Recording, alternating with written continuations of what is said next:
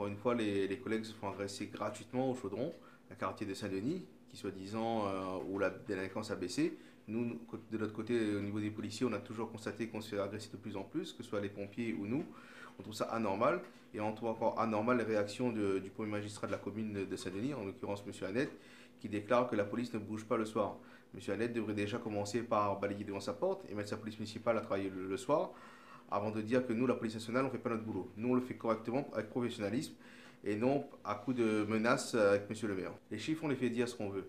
Aujourd'hui, nous, en tant que fonctionnaire de police, on constate que de plus en plus nos collègues se font agresser gratuitement dans les circonscriptions de police, et particulièrement à Saint-Denis, sur le Chaudron. Nous, ce qu'on veut, c'est que ce quartier ne devienne pas une zone de non-droit, et non une zone, et aussi une zone que pour des mercenaires ou des voyous ou des gros bras du maire.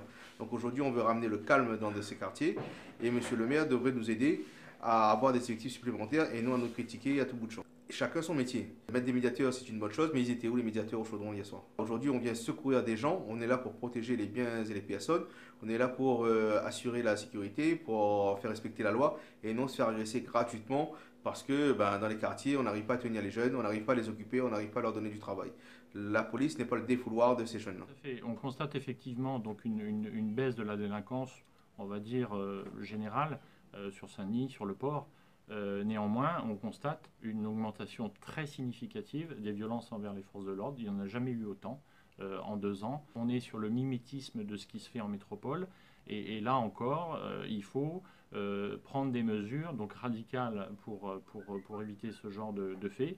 Et surtout, quand les individus sont identifiés, ils sont présentés donc à la justice. Et là, il doit y avoir donc une peine exemplaire, tolérance zéro, donc des peines fermes pour tous ceux qui s'en prennent physiquement aux forces de l'ordre. Déjà, en termes de schéma d'intervention, revoir les schémas d'intervention, ça c'est une nécessité par rapport aux difficultés que rencontrent nos collègues.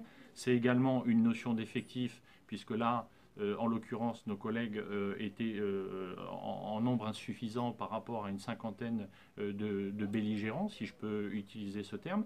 Donc il y a une notion d'effectif et de schéma d'intervention qu'il faut reconsidérer. Nos collègues venant au secours de la population, venant assister les sapeurs-pompiers qui viennent protéger le concitoyen, se voient accueillis par un jet de projectiles divers et par un jet de projectiles contenant d'un liquide toxique. Donc on voit clairement que la violence a franchi un cap à La Réunion, on voit clairement qu'il y a une escalade dans les méthodes, et où s'arrêtera-t-on? Il est urgent d'enrayer ce fléau qui est les violences envers les forces de l'ordre, car le tribut payé par nos collègues au quotidien est trop lourd. Nous avons eu malheureusement, je dis bien malheureusement, la preuve cette semaine par des déclarations totalement irrespectueuses, totalement irresponsables de la part du premier magistrat de Saint-Denis, à savoir Monsieur le maire, qui, en jetant l'opprobre sur la police nationale par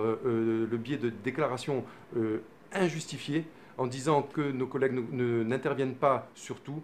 Monsieur le maire, voici la preuve. Aujourd'hui, 4 de nos collègues blessés. Il y a 10 jours, 12 de nos collègues blessés parce qu'ils intervenaient sur votre commune pour aider le concitoyen. Nous demandons tout simplement des renforts d'effectifs, nous demandons les moyens de se protéger et nous redemandons également des excuses de la part de monsieur Annette pour les propos qu'il a tenus envers la police nationale et nos collègues qui se battent au quotidien pour aider le concitoyen et au service de la population.